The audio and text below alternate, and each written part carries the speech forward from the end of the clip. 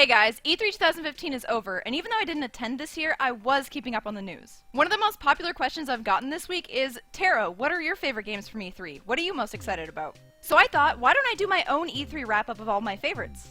Some of the following games are newly announced, and some of them just have new footage or even old footage, but these are the games that I'm most excited about that were presented at E3. And yeah, this is my personal list, so don't go, oh my god, why is there no Black Ops 3 on here? I'm sorry if I'm not holding high hopes for another Call of Duty. And if you're looking for a comprehensive site with all of the conference and gameplay videos, you can check out e3recap.com. That site's been pretty good to me when I couldn't catch things live. Okay, so first of all, cute, silly, and indie games have a special place in my heart. They either remind me of my childhood growing up playing platformers and top-down games, or I would just love to play them if they, say, ended up being gifted to me on Steam, perhaps. Let's take a quick look at a montage of said games. Animal Crossing, Amiibo Festival, and Happy Home Designer. Fun fact, my most played 3DS game is probably Animal Crossing New Leaf. No, I'm not proud. Minions Paradise for mobile devices. I'm pretty much down with anything involving Despicable Me minions. Happy Dungeons is super cute. I mean, it's a dungeon, but happy. Neon Chrome is a top-down shooter game that looks super cute while also having some blood. A little blood is always a good thing. Hush. Look at this shit, it's fucking adorable. Planet of the Eyes has a little robot dude and puzzles. So fucking cute.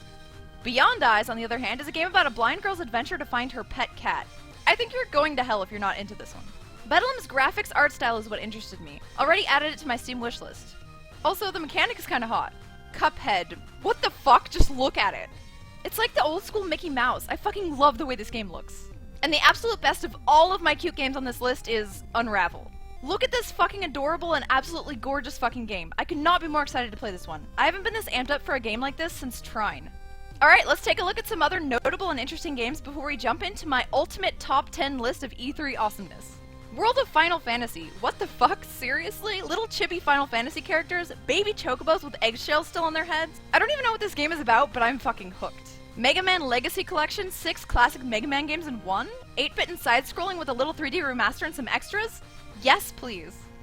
M. Bison is looking fucking sexy in Street Fighter V, and Chun-Li has been doing more squats than ever. It's kind of obvious. Kingdom Hearts 3! Square Enix announced that it's in development, but how fucking long do we have to wait? Everyone fucking loves Kingdom Hearts games. Me included. Rise of the Tomb Raider looks promising and scary at the same time. While they say that they're gonna make it old school, they also talk about being able to opt out of bloodshed. What, just like Laura randomly opted out of having big tits? Hopefully it's good. Tony Hawk's Pro Skater 5's graphics look pretty shitty. I was psyched to see the same hanger from the Tony Hawk games I molested as a kid, but the graphics look the same as I remember them. Which means that they're only slightly better. Then we have sequels and remakes to classics like Star Fox Zero and Shenmue 3. Shenmue is getting everyone extremely excited, as fans thought they might never see another installment. I've actually never played a game from the Shenmue series, but I'm really excited to see what all the hype is about. Tom Clancy's Ghost Recon Wildlands reminds me that the Ghost Recon games are actually kinda good. None of that first-person dizziness, and a lot of cooperative and open-world play options. The Last Guardians looks cute as fuck. It reminds me of Eco, and this kid has, like, this cat-bird thing. In the gameplay trailer, the things you were supposed to do to cross gaps look super risky. But those step-ascending physics do.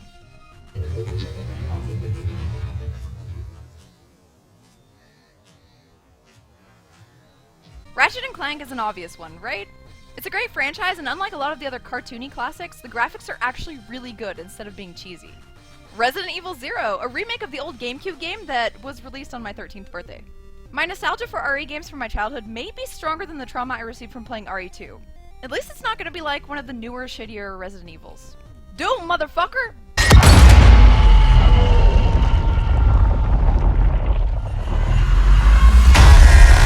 Mad Max is finally coming out this year. I did an interview with the developers back at E3 2013, and I've been excited since then.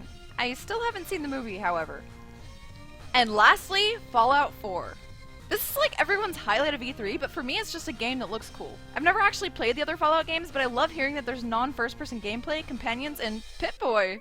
Now, dun-da-da-da, let's take a look at my top 10 favorites from E3 2015, which is pretty much just gonna be sequels to my favorite franchises.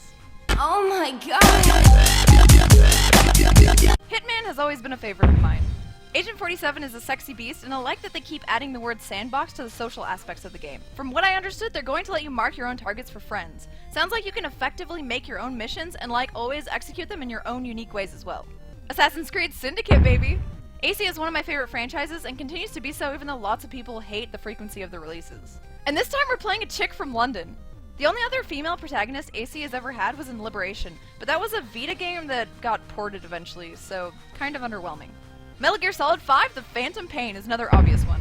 I've played every Metal Gear Solid game since the original on the PS1, not counting the Metal Gear games prior to that. MGS is my favorite confusing storyline ever. I often have to play games twice to get everything in the plot right. Dark Souls 3 is another exciting one because of my recent obsession with Bloodborne. They may not have shown us much yet, but the trailer looks sexy, gothic, and intense. I can't wait. Yoshi's Woolly World is like Little Big Planet, and Yoshi's Island had some really rough sex and came out with this amazingly beautiful baby. You play as a Yoshi made of yarn, there's skins, including Metroid ones, and there's local co-op. Do I need to say any more? Also, who the fuck doesn't love Yoshi? I've been waiting for the new game in the Batman series for a while, so Batman Arkham Knight is an obvious one as well. I'm hoping there's a lot of Batmobile, better fighting mechanics, and cool side story collectibles like in the first couple games. Super Mario Maker. Holy fucking shit, this is like a Mario lover slash YouTuber's fucking dream, and those two attributes describe me perfectly. You can make your own Mario levels, play others, and more, all with the retro Mario vibe. But the coolest thing is the regulation of stages. You can't upload an unbeatable stage, and the stage's difficulties will be measured by how many people beat it out of how many total attempts. Expect YouTube videos galore. The Persona series, Shin Megami Tensei, and Developer Atlas in general are all favorites of mine. Persona wasn't very popular until the stupid Persona 4 arena fighting game came out, but the JRPGs are what I really love. I may have already seen the trailer for Persona 5 prior to E3, but I'm still hyped that there's a cute blonde in this one. She's even hotter than Rise. Oh my fucking god, South Park the Fractured But Whole. I was just saying when I finished The Stick of Truth that I wanted more of these South Park RPGs. Not only are they doing it, but they're doing it with the Coon and an overall superhero theme. Mysterion has always been my favorite. But of all the news coming from E3, my obvious fucking favorite is the Final Fantasy VII fucking remake. Final Fantasy VII is my favorite Final Fantasy, and fans worldwide, including myself, have been signing petitions and lamenting for the longest time that we want a fucking remake. I can't wait to see this gorgeous fucking game in stunning graphics. Midgar, Materia, Cloud, Sephiroth, and my favorite, Vincent fucking Valentine. I feel like this is gonna be a sensory fucking overload. I hope that they don't change a fucking thing except for the graphics. I don't want them to mess up the original beauty of the game. Alright guys, I hope you enjoyed my recap of E3 2015. Don't forget to post in the comments what your favorites are from the show and what your favorites of my favorites are. Bye guys! Oh, also, do you guys like this kind of content? Let me know.